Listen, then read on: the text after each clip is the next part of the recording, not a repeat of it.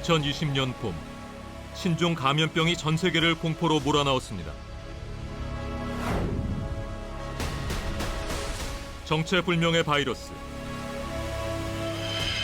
경험해보지 못한 신종 바이러스에 습격당한 우리는 상대하기 힘든 적과 싸워야 했습니다. 강력한 전파력으로 역대 유례없는 희생을 부른 감염병. 신종 코로나 바이러스 감염증이 대유행하면서 첫 확진자 발생 석 달여 만에 전 세계 확진자 수가 300만 명을 넘었습니다. 국제적 비상사태가 계속되고 있는 가운데 해외 언론들은 앞다투어 한국을 빠른 방역 체계로 코로나19 확산을 막은 모범국이라고 평가했습니다.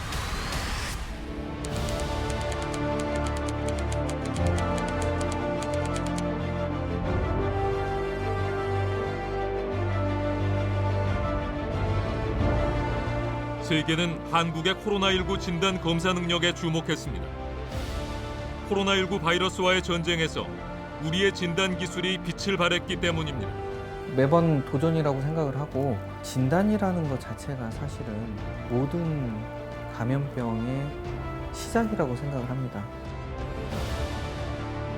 감염병의 진단 능력은 미지의 세계에 대한 꾸준한 도전으로 쌓은 탑과 같습니다. 생명과학에서 물리화학에 이르기까지 기초과학이 의학과 만나 진단검사의 역량을 키워낸 것이죠. 증세가 없을 때 병을 미리 진단하고 예방하는 능력은 미래의 건강 수명을 좌우할 열쇠입니다.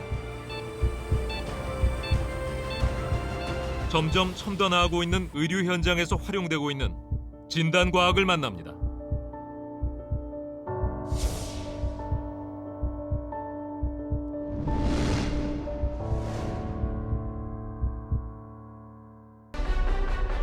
공 모양의 돌기 같은 것이 달려있는 코로나19 바이러스는 메르스, 사스와 유사한 코로나 계열이면서 RNA 계열의 바이러스입니다.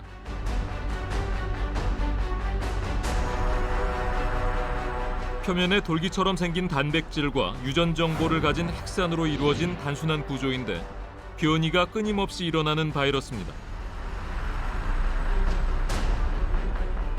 코로나19 바이러스는 증식하기 좋은 숙주를 찾아 우리 몸에 침투합니다. 코로나19 바이러스가 호흡기 점막에 달라붙어 자식세포를 만들고 급속도로 증식해 강력한 전파가 되는 것입니다. RNA를 정보로 가지고 있는 바이러스들은 아주 빠르게 변이가 일어날 수 있는 바이러스라서 얘네들이 이제 빠르면 환자 몸에서부터 벌써 변이가 일어날 수도 있습니다. 이렇듯 전파력이 강한 바이러스의 정체가 밝혀지자마자 세계 각국의 진단 키트 개발을 위한 치열한 전쟁이 시작됐습니다. 코로나19 바이러스 진단 키트를 가장 먼저 내놓은 이 회사는 유전자 분석을 전문으로 하는 중소기업입니다. 그동안 인플루엔자, 메르스 등의 전염병 진단 키트를 개발한 경험으로 발빠른 대처가 가능했습니다. 1월 7일에 중국에서 공식적으로 신종 코로나에 대해서 발표를 했고요. 저희는 1월 10일에 재빠르게 확인해서 그를 이용해서 특이적인 프라이머 프로브를 디자인하게 되었습니다. 진단 키트를 개발을 하고 이 진단 키트가 성능이 올바르게 작동을 하는지 성능 평가를 하기 위해서는 말씀하신 대로 검체가 필요합니다. 하지만 신종 감염병 같은 경우에는 그런 검체를 구하기가 어려운 경우가 많고 그리고 구할 시간적 여유가 없을 경우도 많이 있습니다. 그래서 실제 검체에 유전 정보가 없는 상태에서 유사 검체로 진단 키트를 개발했습니다. 핵심 기술은 바이러스 유전자를 정확하게 잡아내는 것에 있습니다. 리얼타임 PCR에 들어가는 가장 중요한 구성 요소가 이제 프라이머 프로브인데요. 프라이머는 저희가 원하는 부위를 정확하게 증폭을 하기 위해서 그 부분을 증폭시킬 수 있게 하는 역할을 하고 있고요. 이 프로브 같은 경우에는 그 증폭된 부위에 달라붙게 해서 형광을 달게 해서 그 증폭된 산물을 검출할 수 있게 하는 역할을 하는 겁니다. 보통 진단 키트를 개발하는데 6개월 이상 걸리는데 우리나라의 진단 키트 개발은 빨랐습니다. 1월 20일 첫 확진자가 발생한 후 17일 만에 진단 키트가 현장에 투입됐습니다.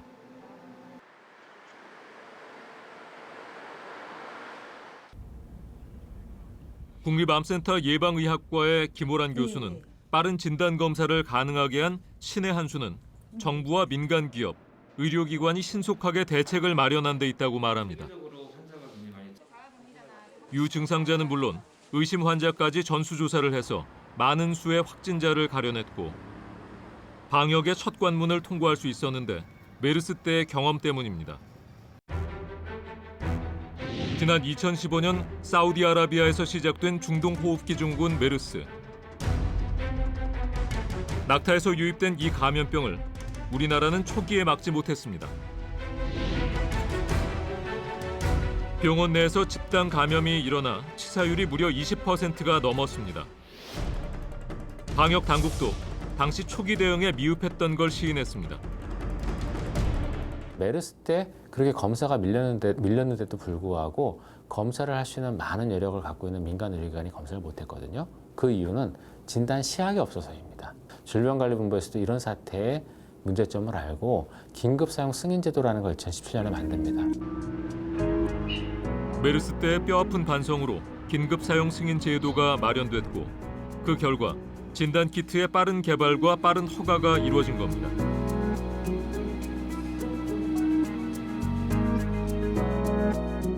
신속한 검진 체계를 가능하게 한 1등 공신은 진단 키트. 기초과학 분야의 꾸준한 연구 덕분에 우리의 진단과학이 힘을 발휘했습니다. 정부에서도 이런 기초 생명과학, 분자생물학 이제 이런 분야에 투자를 많이 해왔고 그리고 이제 생명과학 기업들도 투자를 많이 했습니다. 이제 그 결과 지금 이제 이런 진단 기술 이제 세계 최고 수준에 올라와 있기 때문에 지금 이제 이렇게 이제 코로나19와 싸우는 데서도 아주 그 힘을 이렇게 발휘할 수 있었다고 생각이 됩니다. 신종 감염병은 언제 다시 닥칠지 모르는 질병입니다.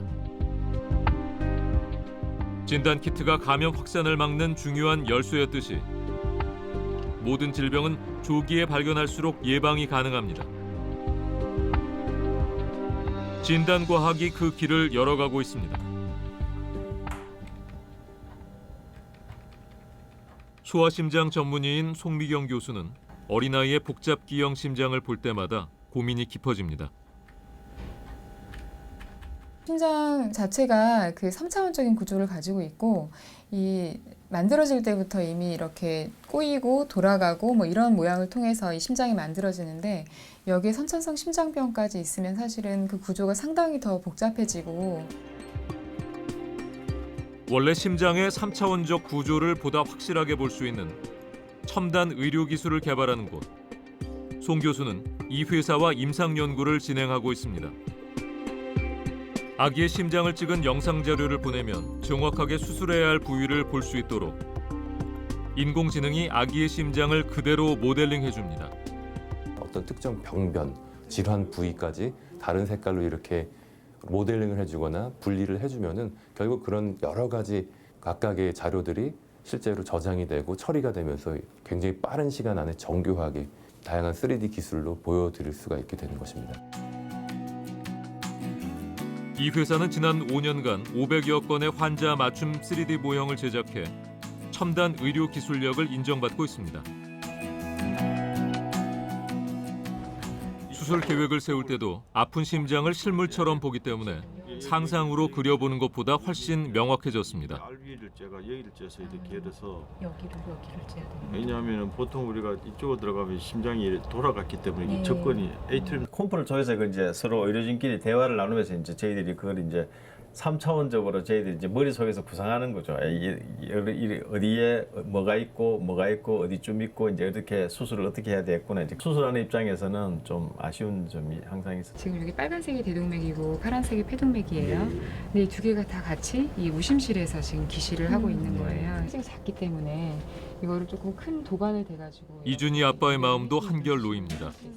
아이의 치료 계획을 정확히 알게 됐기 때문입니다.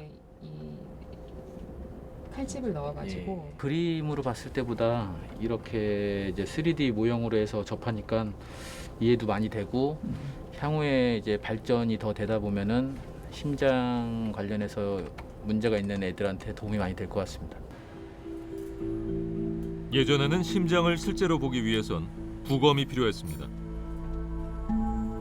이제는 기존의 흑백 CT 영상 대신 3차원 시뮬레이션이 가능한 영상 진단 도구가 생겼습니다. 앞으로는 인공지능 의료 영상을 분석하는 기술을 이용해 난치 질환에 대한 정밀 진단을 할 수 있게 될 것입니다. 과거에는 청진기 하나로 모든 것을 진단했다면 어떤 그 아주 일부만 진단을 했겠죠. 그렇지만 이제는 혈액 검사, 병리 검사, 유전자 검사를 통해서 진단이 획기적으로 발전했고 진단이 발전할 수 하는 이유는 그에 따른 치료 방법이 있기 때문입니다. 그저 진단만이 목적은 아니죠. 빠르게 발전하는 세상에서 삶의 시계가 거꾸로 향하는 집. 최정신 할아버지는 하루 종일 잠에 취해 지냅니다. 40대에 뇌출혈이 있었지만 70대에 닥칠 치매를 예방하지 못했습니다. 안쓰럽지. 안쓰러워. 눈물 나려고. 안쓰럽다고 그게.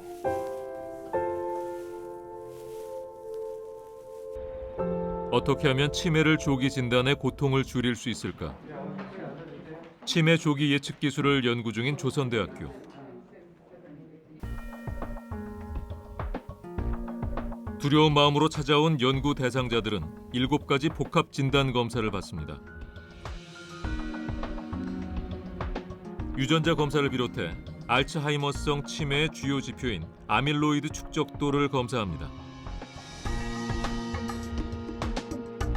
알츠하이머성 치매는 뇌가 늙어가면서 뇌신경세포 사이사이에 쌓이는 단백질 베타 아밀로이드 때문에 생기는 뇌 질환으로 알려져 있습니다.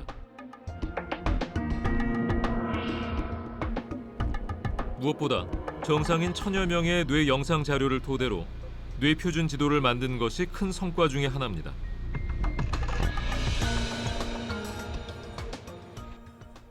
딥러닝 인공지능을 통한 알고리즘 분석 기술로 정상인의 뇌와 비교해 치매 위험도를 측정할 수 있게 됐습니다. 표준화 뇌지도를 만들었습니다. 표준 뇌지도라고 얘기를 하는데 색깔이 빨간색, 노란색, 하얀색으로 되어 있는데요. 이 색깔이 빨간색이면 치매 위험도가 높은 영역, 그다음 하얀색은 정상 영역, 노란색은 주의 깊게 관찰해야 되는 영역을 이렇게 나눌 수가 있게 됩니다. 치매 연구가 시작된 지 7년. 13,000명의 생체 의료 데이터를 통해 치매 진단의 지표를 찾으려는 시도. 단백질 등의 대사물질이 있는 혈장을 분리 보관하는 이유도 그 때문입니다. 검체의 유전 정보는 치매 진행 과정을 밝히는 단서가 됩니다. 추적된 환자들이 치매가 발병하게 되면 그때 10년 전 샘플이 어땠는가, 10년 전에 혈액 상태가 어땠고 5년 전에 혈액 상태가 어땠는지를 알아야 진정한 의미의 혈액 검사를 통해서 피 한 방울만으로 조기 진단하는 것이 가능해진다. 중앙대 신경과 윤영철 교수와 뇌질환 전문 바이오 기업이 공동 개발한 치매 진단 키트는 올해 안에 상용화될 전망입니다. 그렇게 되면 우리는 혈액으로 쉽게 치매 여부를 판별할 수 있게 됩니다. 접근성을 높일 수 있는 방법이 개발이 된다면은 훨씬 더 광범위하게 사용이 될 수가 있고, 그리고 그게 훨씬 더 이렇게 환자분들에게도 부담이 적고, 그게 결국에는 조기 진단의 어떤 조기 진단율 자체를 제고를 한다라고 생각을 합니다. 용종 단계에서 암인지 아닌지 판별하기 위해서 조직을 떼어서 검사하는 것이 일반적인 검사법인데요.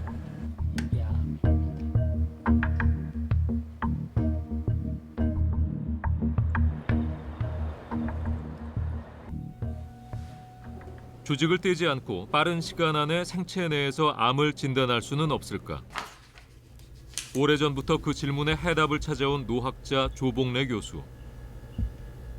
그가 평생 매달려온 연구는 빛을 이용한 진단법입니다.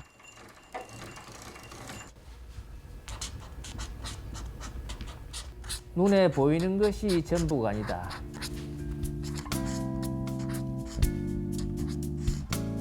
화학자인 조 교수는 눈에 보이지 않는 길을 빛으로 밝혔습니다.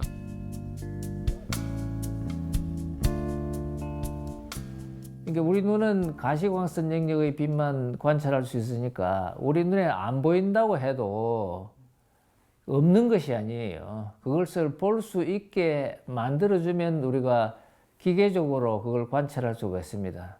그게 행광 표지자의 원리고요. 기존의 내시경 검사와는 투과력과 해상도 차이가 있습니다. 귀인 파장의 빛을 쓰면 투과력이 좋습니다. 피부 표면 안에, 피부 속에서 어떤 암이 생겼다 그러면 눈으로 봐서는 알 수가 없는 거예요.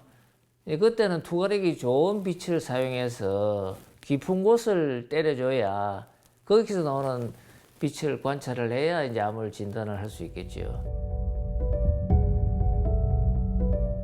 살아있는 조직에서 질병 유무를 판단하기 위해서는 투과력이 좋고 해상도가 뛰어난 이광자 현미경으로 관찰하는 것이 좋습니다.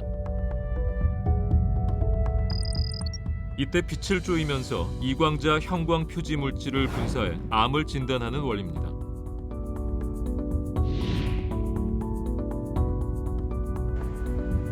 암 종류에 따라 반응하는 물질이 다르기 때문에 임상의들과 공동 연구를 진행해 암세포에 맞는 형광 표지 물질을 찾은 건데요. 대장암, 피부암, 위암에서 타겟 암세포를 발견하는 데 성공했습니다. 암세포에 딱 달라붙어 가지고 이게 암이다 하고 알려주니까 내시경 하면서 암을 금방 디텍션을 할 수가 있고, 그리고 그 점에다가 레이저 파워만 세게 하면 그걸 그대로 태워서 없앨 수가 있어요. 진단과 동시에 치료를 할 수가 있는 거지요. 형광 표지 물질은 쉽게 말해 진단 시약과 같습니다. 진단 시약은 세포의 작은 부분에서 일어나는 변화까지 잡아낼 수 있다고 합니다. 육안으로 보기에는 잘 구분이 안 되죠. 그런데 하나는 암 유발인자가 들어있는 겁니다. 그래서 이것을 그 형광으로 보여주게 되면 이와 같이 그 하나에서만 강한 빛이 나오죠. 그래서 이것이 우리 체내라고 생각을 한다면 바로 그 암세포만 이와 같이 점등돼서 보여주게 되는 겁니다. 그래서 이 신호를 따라서 우리가 암세포를 찾아낼 수 있게 되는 겁니다.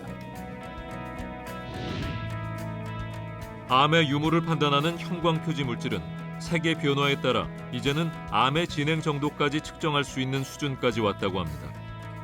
우리가 암세포에는 이제 암이 되면 여러 가지 암세포 내 여러 물질이 바뀌거든요. 그거를 발견할 수 있는 기술을 갖고 있는 거죠. 우리가 쉽게 이 여기가 병변이다, 아니다를 쉽게 의사들은 구분할 수가 있는 거죠. 그래서 우리는 그러한 기술들이 없으니까는 기초학 교수님들 기술을 들러와서 쉽게 눈으로 확인만 하면 되는 거기 때문에 이러한 것들이 잘만 조인트가 된다라 그러면 새로운 진단 기술이 될 수 있고, 그런 새로운 진단 기술을 이용해서 새로운 치료적인 모델을 창출할 수 있을 것 같습니다. 기초 과학은 모든 과학에 이제 그야말로 기초가 되는 겁니다. 그래서 그것으로부터 발판이 돼서 응용이 나오는 것이고요. 그 기반이 넓고 튼튼해야지 그 위로 우리가 원하는 것을 다 쌓아갈 수 있는 것입니다. 100여일 만에 세계를 점령한 신종 감염병 코로나19. 감염 확산을 막은 주역은 진단 키트였습니다. 기초과학의 발판 위에 쌓은 진단과학의 힘. 암과 치매 등의 난치병을 조기 예측할 수 있는 날도 머지않았습니다. 진단과학, 이제 다시 한번 도약할 때입니다.